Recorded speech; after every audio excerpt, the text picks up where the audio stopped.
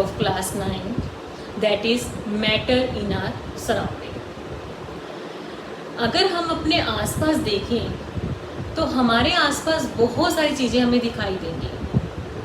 अगर मैं प्रेजेंटली अपने पास देखती हूँ तो मेरे पास एक मार्कर है, एक वाइट बोर्ड है, एक टेबल है, चेयर है, बुक्स है. तो ये जो सारी चीजें हैं इनके लिए हम एक वर्ड डिफाइन करते हैं, वो वर्ड है मैटर. अब मैटर क्या होता है? हमारा वर्ल्ड है, हमारा नेचर है, हमारी सराउंडिंग है, उसमें जो भी चीज़ें प्रेजेंट हैं उन सब चीज़ों को हम कहते हैं मैटर. अब मैटर तो हम कहते हैं उसको. अब हम किसी भी चीज़ को मैटर किन बेसिस पर कहते हैं? अगर हम बात करें डेफिनेशन की मैटर की, तो मैटर की डेफिनेशन में क्या आता है कि अ मैटर, कि एक जो मैटर होता है is made up of tiny particles. Tiny मतलब जो स्मॉल स्मॉल पार्टिकल्स होते हैं जिनको हम अपनी नेक्ड आई से नहीं देख सकते. टाइनी मतलब बहुत स्मॉल स्मॉल, जैसे जितने हमारे बैक्टीरिया जर्म्स होते हैं जिनको हम नेक्ड आई से नहीं देख सकते, उतने ही हमारे जो पार्टिकल्स मैटर के small. Matter occupy space. Occupy का मतलब कि कुछ ना कुछ उसने कुछ एरिया कवर किया होता है, स्पेस. एंड हैव मास. और अगर कोई मैटर नेचर में किसी हमें सराउंडिंग में कोई स्पेस ऑक्यूपाई करता है, कोई स्पेस लेता है, तो वो स्पेस कब लेगा? जब उसका कोई मास होगा.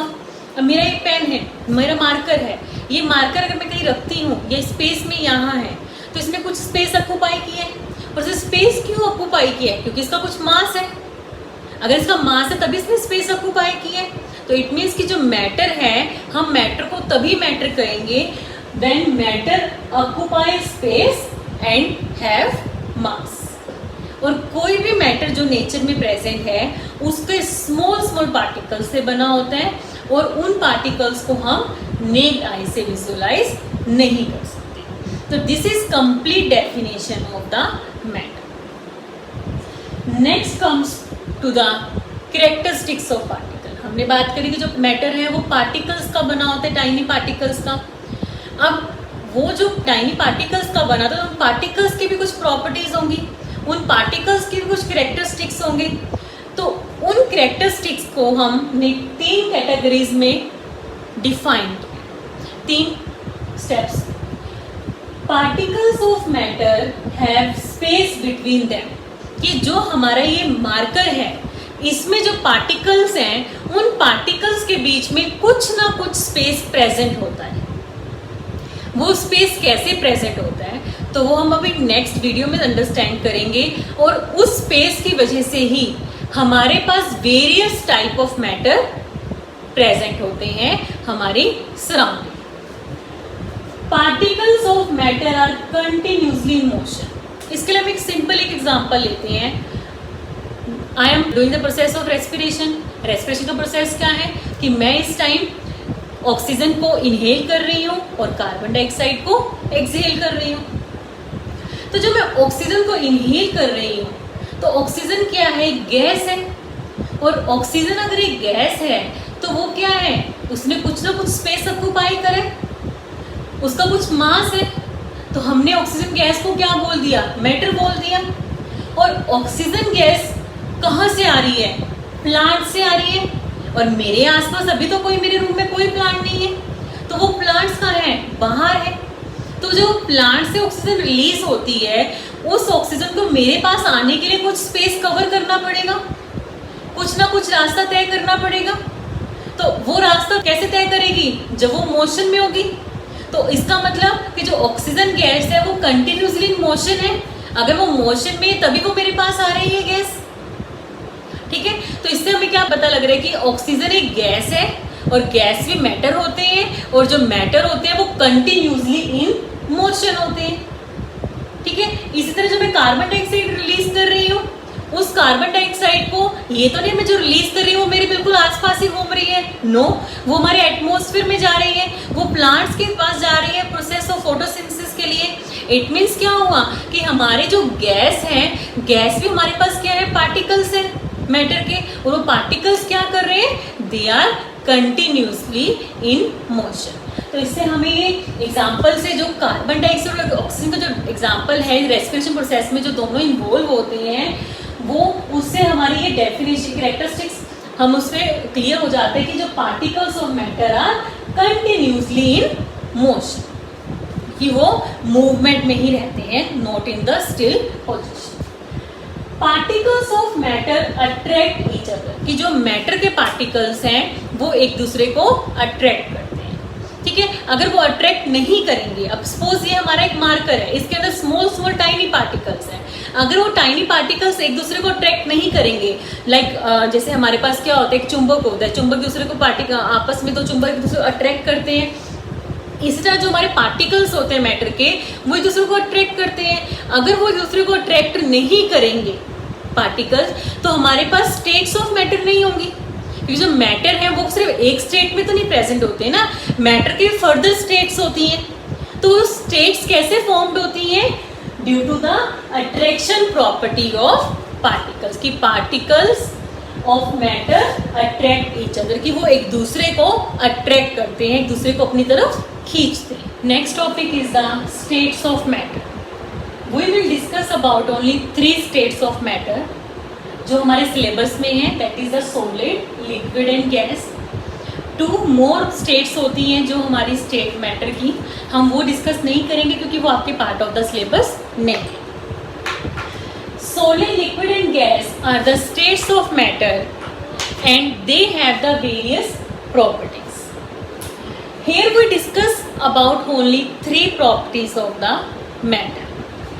अगर हम इसको ऑब्जर्व करें सॉलिड, लिक्विड एंड गैस के डायग्राम को, हम क्या डिफ्रेंशिएट कर सकते हैं तीनों डायग्राम्स में। सॉलिड में जो पार्टिकल्स हैं दे आर क्लोजली पैक्ड, कि वो आपस में जो फोर्स ऑफ अट्रैक्शन है उनके बीच में बहुत हाई है, they are joined with each other. But in the case of liquid force of attraction is less, क्योंकि जो पार्टिकल्स हैं वो थोड़े दूर दूर हैं। But in the gases the particles are far away from each other, दो एक दूसरे बहुत दूर दूर है, इसका मतलब से जो फोर्स ऑफ अट्रैक्शन है बहुत ही कम है। तो हम सबसे पहले फर्स्ट प्रॉपर्टी स्टडी करते हैं कि जो हमारे सॉलिड हैं they have the fixed shape and volume. हमारे पास कोई भी सॉलिड है, सपोज मेरे पास एक मार्कर है, मेरे पास एक कोई नोटबुक है, हमारे पास जो उनकी शेप है वो फिक्स्ड रहेगी। जब तक हम उसको ब्रेक नहीं करते, हम कोई एक्सटर्नल फोर्स नहीं लगाते, तब तक तो उनकी जो शेप है वो फिक्स्ड रहेगी, ठीक है। तो हमारे पास जो सॉलिड है उनकी जो शेप है फिक्स्ड है। अगर आप बात करें वॉल्यूम की, क्या वॉल्यूम चेंज होगी? नो। इस मार्कर को मैं कहीं भी रख दूं, जो उसकी शेप और उसका वॉल्यूम वो कभी चेंज नहीं होगी, ठीक है। तो इसका मतलब क्या है कि जो सॉलिड है उनकी जो वॉल्यूम और जो उनकी शेप है दोनों ही फिक्स्ड है। इन लिक्विड में क्या है कि सपोज मैंने एक गिलास ऑफ वाटर लिया और मैंने उसको पोर कर दिया एक बाउल में। अब क्या हुआ कि जो वाटर ने पहले जो shape glass of water glass की ली थी, अब उसने किसकी शेप ले ली? बाउल की ले ली। उसी वाटर को मैंने किसी बॉटल में शिफ्ट कर दिया। जब मैं इसको किसी बॉटल में डाला तो उसने वाटर ने शेप किसकी ले ली? बॉटल की ले ली। इट मीन्स क्या हुआ, जो शेप है लिक्विड की, और यहाँ लिक्विड क्या है हमारा? वाटर। तो जो लिक्विड वाटर है उसकी जो शेप है वो चेंज हो रही है, जैसे जैसे हमारी जो कंटेनर की शेप चेंज हो रही है। तो इससे हमें क्या इंडिकेट होता है कि जो लिक्विड है they do not have the fixed shape. But जब वॉल्यूम की बात करें, अगर हमारे पास एक गिलास में 200 ml वाटर है और जब मैं इसको वाटर को पोर करूंगी किसी बाउल में, तब भी वो 200 ml ही होगा। इट मीन्स क्या है कि हमारे जो लिक्विड है उनकी शेप चेंज होती है, बट जो वॉल्यूम है वो फिक्स्ड रहती है। अगर हम इसको वन कंटेनर दूसरे कंटेनर में शिफ्ट करते हैं तो उसकी वॉल्यूम फिक्स्ड रहेगी। अब हम बात करते हैं गैस, बट गैस में ऐसा नहीं होता। गैस पार्टिकल्स की ना तो वॉल्यूम फिक्स्ड होती है ना ही उसकी शेप फिक्स्ड होती है, कि अगर हमने उसको किसी भी कंटेनर में डाल दिया और उसको टाइटली पैक कर दिया तो वो उसकी शेप ले सकता है, बट उसकी कोई भी शेप जो है वो फिक्स्ड नहीं होती। बट अगर हम वॉल्यूम की बात करें, सपोज मैंने यहाँ पर एक कंटेनर लिया, उसमें मैंने गैस पार्टिकल्स डाल दिए। जब मैं गैस पार्टिकल्स डाल रही हूँ तो सपोज जो गैस पार्टिकल्स हैं वो इतनी अमाउंट तक फिल हो गए उस कंटेनर में। अब मैंने इस कंटेनर के लिड को बंद कर दिया। अभी तो जो हमारी वॉल्यूम थी, जो गैस पार्टिकल्स थे वो इतने अमाउंट में प्रेजेंट थे। After some time, due to kinetic motion, due to motion of the particles of the gases, they start moving upward, वो आप ऊपर आना स्टार्ट कर देंगे, वो कुछ स्पेस ऑक्युपाई करना स्टार्ट कर देंगे। तो अब क्या हुआ, पहले जो वॉल्यूम थी हमारी इतनी थी, अब उसकी वॉल्यूम जो है पार्टिकल्स यहाँ आ गए, तो वो वॉल्यूम कितनी हो गई, इतनी हो गई। तो अब क्या हुआ, इसका मतलब क्या है कि जो हमारी गैस है, गैस की जो वॉल्यूम है वो भी फिक्स नहीं है, शेप तो फिक्स नहीं है उसकी, और उसकी वॉल्यूम भी फिक्स नहीं है, बिकॉज जो पार्टिकल्स ऑफ गैस है they are free to move. Next property क्या है कि जो पार्टिकल्स ऑफ सॉलिड हैं दे आर टाइटली पैक्ड, उनके फोर्स ऑफ अट्रैक्शन ज्यादा है। हम यहाँ पे देख सकते हैं कि वो एक दूसरे से काफी अच्छे से ज्वाइंट है। जब वो ज्वाइंट है तभी हम इसको ब्रेक नहीं कर सकते, हम इसकी शेप चेंज नहीं कर सकते। तो इट मीन्स जो फोर्स ऑफ अट्रैक्शन है सॉलिड में वो स्ट्रॉन्ग है।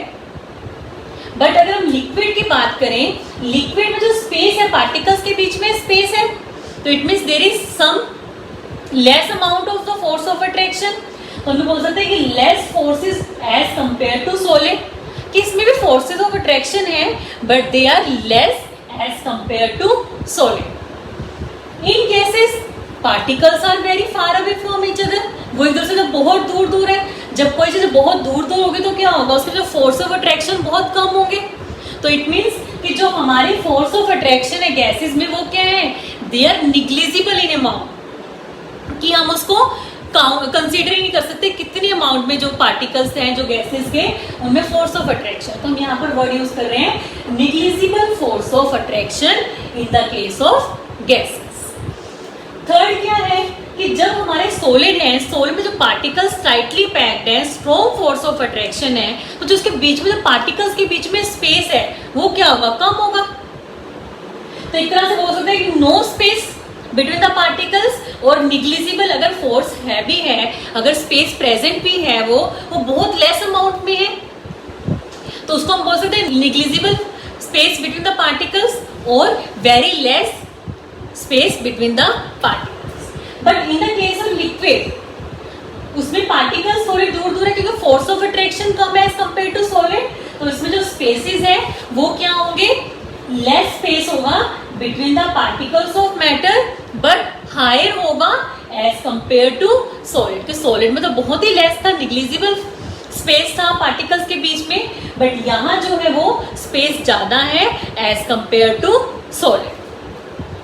अगर हम बात करें गैसेस में पार्टिकल्स जो है वो फार अवे है, बहुत दूर दूर स्कैटर्ड है एक दूसरे से, तो इट मीन्स क्या है, फोर्स ऑफ अट्रैक्शन तो निग्लिजिबल है, बट जो इंटरमोलिक्यूल जो स्पेस पार्टिकल्स के बीच में स्पेस है वो क्या है, हाई। तो इसलिए हम यहाँ यूज कर रहे हैं large space between the particles in the cases of gas. So this is about the three properties of solid, liquid and gas, and these three properties are very very important. तो हमें ये तीनों properties को अच्छे से understand करना है कि shape and volume, second is the forces of attraction, third spaces between the particles.